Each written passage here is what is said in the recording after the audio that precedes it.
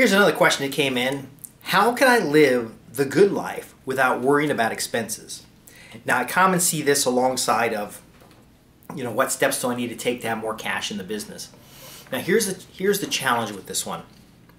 What is the good life to you? What does it mean? To some people, it means to have a Duramax. To some people, it means it has a new truck every year. Some people, it means having a boat. But what does it mean to you? Once you've determined what those goals are, once you've decided what you want from your electrical contracting business, then you can answer the question, how do you live the good life?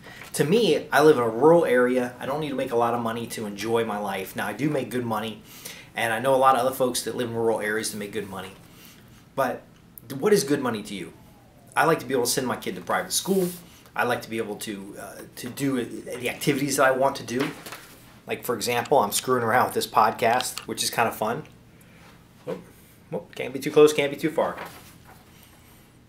For example, for me and my family, we like to have financial security, knowing that we have 6 to 8 months of expenses in the bank, knowing that our income is consistent, knowing that the side projects that I work on pay for themselves.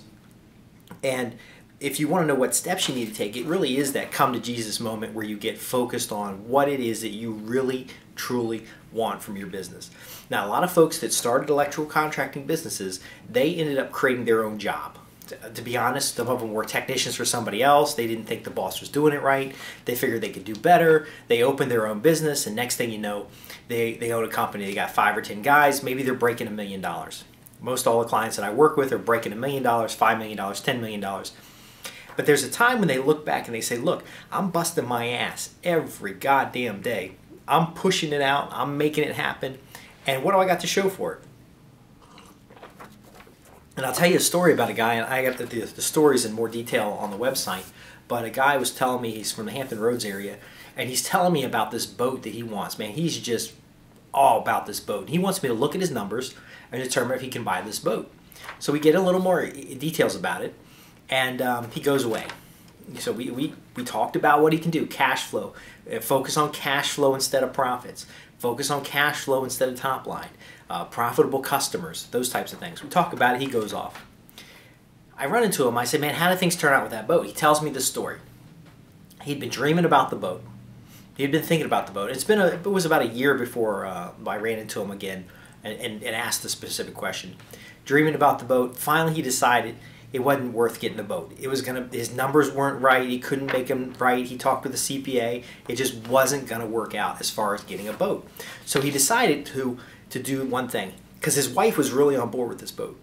And he decided, well, let's go down to the Portsmouth boat docks, and that's where he saw a couple boats that he liked. And he's thinking about this one particular boat. Go down there and just say goodbye to the boat. Just, settle up. It's great to go look at the boats, but he just could not afford the boat. Now, he had a multi-million-dollar electrical contracting business. And he's getting a little up in age, and he's thinking, the business will eventually buy the boat, but now he's thinking, this is not going to happen. So he finally goes over there, and this is one particular boat he's been looking at. He's been dreaming about this boat. This was the boat he wanted. He's going to say goodbye. So he goes up to the boat, and his wife, arm in arm. He says, boat, goodbye. I'll never see you again. And guess what happens? Pops out one of his technicians and says, hey man, I'm not going anywhere. Dude has, and this is the way he described it, dude had a martini in his hand, pops out of the boat, everything except the captain's hat. And he says, hey, I'm not going anywhere. I'll be back at work by 3. It's, I'm just taking a quick little break, finished up having a late lunch. And this owner was completely shocked. He'd been busting his ass for 15 to 20 years in this business, and he couldn't afford a boat. Yet his top technician has a boat just like the one he wanted. It pissed him off. So he did say, hey, look, I want another consultation. I said, great, I'll copy a consultation. He calls me up, and guess what he asked for now? The boat was going to be $80,000, and that's how much he's paying his guy. So including taxes and other stuff. So he says, what if I fire the guy, take his salary, and buy the boat? And I'm thinking, dude, no. How much is that guy worth to the company? How much does that guy produce to the company? There's got to be a different way. He seriously wanted to cut it out. So what we did, and this is the one thing that you need to know and understand, the steps you need to take in order to build that business. And in fact, to get that business through tough economic times. You don't want the boat. You don't want the house. You don't want everything that comes around it. You want it, the experience of it. Not only that, is that you don't want the boat today to have it taken away tomorrow. When I ran my first business, I had a Eddie Bauer Ford Explorer. I love that vehicle. It was great. It was a nice SUV. Ended up losing it. I couldn't afford to pay for it. I had a Volkswagen Jetta, beautiful Volkswagen Jetta. It was dead, and I thought I was being conservative. Did everything I want. Ended up having taken away. When I was 20-something, I didn't understand that you had to not only be able to afford, but maintain these items. And a car is not an asset. Now, if you're going to get a boat, how can that boat be an asset that cash flows?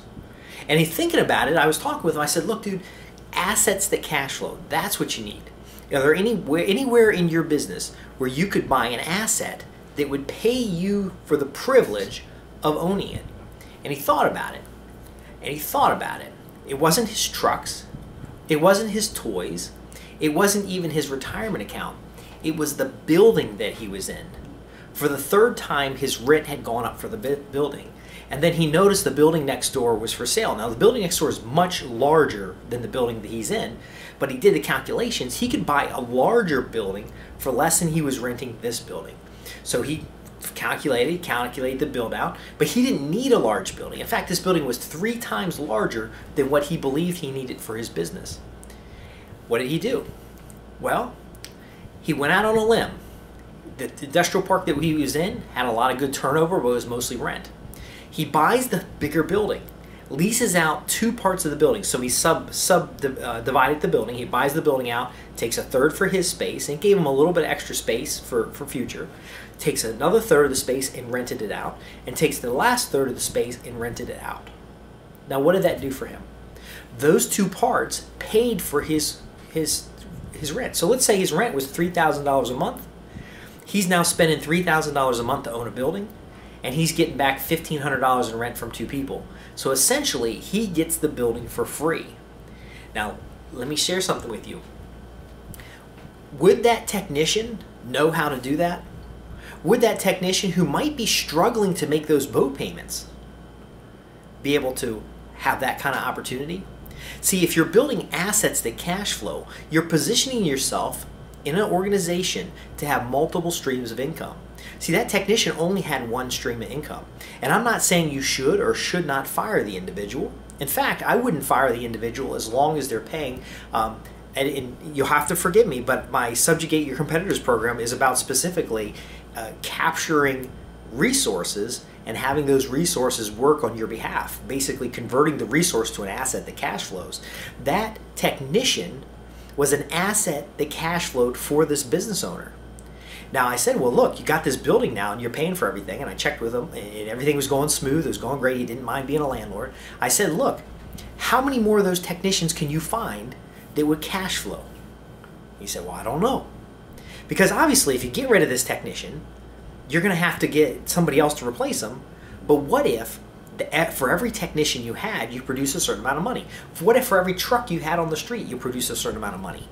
You convert this liability into an asset that cash flows. So we figured out he was making about $400 to $500 a day on this technician. He just wasn't making it all at the same time. You know, sometimes you get big jobs, small jobs, just depending on what's going on. So all in all, averaged out that he was making, for every dollar he spent, he was making a little bit of money back. Okay? Well, what happens if he had 3 more technicians like this? And we focused now his effort from not delivering electrical contracting services to the marketing of electrical contracting services, and then he backfilled the delivery by a captive audience. Now, the way I explained it to him, basically, that his technician is a slave to him. His technician works for him, depends on him, and if he's going to go off and whole out fire this guy for no reason, or just because the guy could afford a boat that he couldn't, well, it just wasn't going to work out in his best interest. It was going to backfire. That emotional desire to just fire him was going to backfire. In fact, this guy later decided with the boat, because he was really hard up for money, and my client didn't know it at the time, but his technician was really hard up for money, came in and asked about a raise and stuff, and he said, look, what do I got to do for you as a technician to start taking on more responsibility. He showed him the numbers. He said, look, I spent X number of dollars for you to be here. This is how much we produce. This margin is too tight. What can we do to expand this? And what he ended up doing was making this technician and a few other technicians, and these are lead level technicians, they're not little sparks running around and stuff, but how do we convert them into assets to cash flow? And he involved them like partners, internal partners. And this went on for 4 or 5 years. And then when he decided to sell the business or to get out of the business, he didn't sell the business. He converted it to employee owned. Now, it's not all the employees owned it, but it's a handful of these key employees. And then what happened after that? Well, when he decided to retire, to step away from the business, he went emeritus. That means he got checks from the business every month and didn't have to do anything. He provided a consulting role in that particular business. It worked out wonderful to him. And guess what else also happened? They never outgrew that building. They ended up taking 2 spaces out of the building instead of all 3 spaces. But this owner was now still collecting on the original space, now on another space, and then this 3rd space. And so the building ended up with a whole building paid for by other people. Not only was the building paid for by other people, but it had enough equity in it that he was able to add additional real estate. And then now that he's out of the contracting business, he's doing more real estate items. But here's the lesson. That lead technician eventually got tired of the boat, just like most people. You know, you get a new truck, and then you got to get a new truck, and then you got to get a new truck because you get tired of the old truck. You know, my client never got tired of the cash flow that kept coming in, the tax deductions, the cash flow, the new opportunities, the being able to be a man about town when it comes to the revenue coming into his organization. So, want to live the good life? Well, this man's definition of the good life was sitting on a yacht before he actually sat down and thought about it. His definition was sitting on a yacht, martini in hand, and just relaxing. Well, that's not really the good life when he sat down and looked at it, because the boat slip has charges. The boat itself has maintenance. There's fuel costs. There's an operating per hour cost. When he sat down and looked at the facts, so that's where you start with the facts, he realized that that's not really what he wanted. He wanted to be able to go on vacation if he wanted to. If he wanted to go on a boat, he wanted to be able to get on a cruise ship and have everything taken care of. He wanted to be able to go to Disney with the grandkids. That's what he really, truly wanted. So once he decided that, he could start objectively looking at the business to find areas where liabilities could be converted to assets, and then those assets can produce cash flow. He also decided to shift from being a service provider to being a marketer of services, and that put him in a position where he was able to extend his reach more quickly and then backfill the actual delivery by technicians who he could calculate their value. And I'm not saying that people are a calculatable value, but it is a business, not a charity. Another thing that we talked about was taking money out of the business. So over time, he actually took the money he wanted out of the business and set it aside. And being able to set it aside, he was able to build up a cash reserve. That cash reserve gave him choices and also gave him some time to decide what he was interested in doing. So what are the essential steps that you need to take? Converting liabilities into assets, assets to cash flow, becoming a marketer of your business rather than a doer of your business, meaning you have to step out of the doing role, because the doing role has a top level limit. The doing role, you only have 24 hours in a day. He also learned how to subjugate his competitors, and in a lot of ways he would hire subs to do work because it was cheaper to hire a sub for a particular job than it was to send his own technicians out. Or he could send a lead level technician, a high level technician, to go manage a team of the subs, which would be like a newer company on the block who's underbidding, doesn't understand their value and price. And the last thing is the cash flow. All of this comes together at cash flow. What is my expense? What is my income? And what's left over for me? Because that's really what happens, is what's left over is yours in a business. An employee doesn't have that. Somebody who's got debt obligations doesn't have that. You have to have money left over in the business if you want to be able to live the good life, whatever definition of good life it is. Test those definitions, because there will be, and the part of this question is tough economic times. There will be times where the cash reserve you've put up for the last 5 years is going to be needed to carry over, and that's why we looked at multiple streams of income for this individual. It could be different for you. His multiple streams was lower his business cost by buying a building and then leasing out part of the building to pay for so that the building paid for itself. Okay, that just worked out for him. It was also investing in additional staff that were directly tied to activities. So he had the marketing back office going clean, and then these staff were tied to specific activities driving out in the field, and then he knew his dollars per truck. So he knew his dollars per person, and he knew his dollars per truck. All these things come together to give you what others will look at as the good life, but that you can actually keep. Because it's definitely not the good life if you have to give it up because you can't afford it, or because something changes, or the economy sucks, or there's a big storm. So I'm Justin Hitt with Commercial Electrical Profits. If you have any questions about this or any other program, simply contact our offices. We're doing question and answer sheets every week and trying to get these questions that are coming in answered for you.